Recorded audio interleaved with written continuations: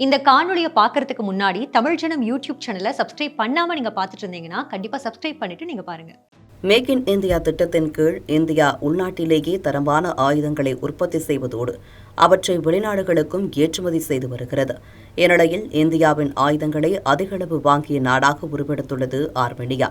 இந்தியாவிடம் இருந்து பினாகா ராக்கெட்டுகள், ஆகாஷ் வான் பாதுகாப்பு ஏவுகணைகள், gen anti drone system, Swathi weapon locating radars, கன்கூஸ் ஆன்டி டேங்க் கைடட் மிசில்ஸ் போன்ற பல ஆயுதங்களை வாங்கியிருக்கிறது ஆர்மேனியா. இந்தியா வழங்கிய ஆயுதங்களிலேயே மிக முக்கியமானதாக கருதப்படுவது ஏடாக்ஸ் எனும் பீரங்கிகள்தான்.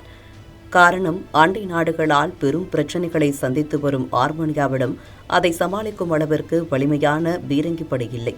ஆர்மேனியாவின் துருப்பிடித்த சோவியத் பீரங்கிகளை பயன்படுத்தி அவற்றால் எல்லைகளை பாதுகாக்க முடியவில்லை.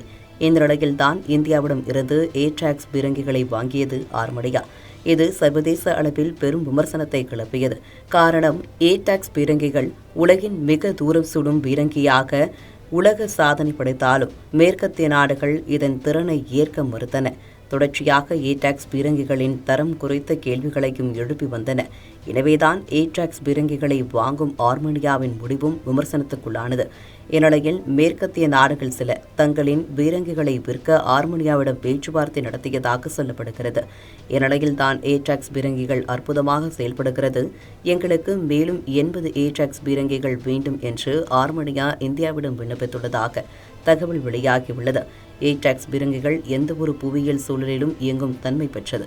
ஆர்மேனியாவிற்கு ஏடாக்ஸ் பீரங்கிகளை விற்கும் போது அவை ஆர்மேனிய மொழியில் இயங்கும் வகையில் ஸ்பெஷலாக கஸ்டமைஸ் செய்து கொடுத்தது இந்தியா. இதனால் பீரங்கிகளை எளிமையாக பயன்படுத்த முடிவதாகவும் ஆர்மேனிய வீரர்களின் விருப்பமான ஆயுதமாக ஏடாக்ஸ் மாறியுள்ளதாம். ஆர்மேனியாவின் இந்த முடிவில் ஆயுத விற்பனையில் அசைக்க முடியாத நாடாக உருவெடுத்துள்ளது இந்தியா.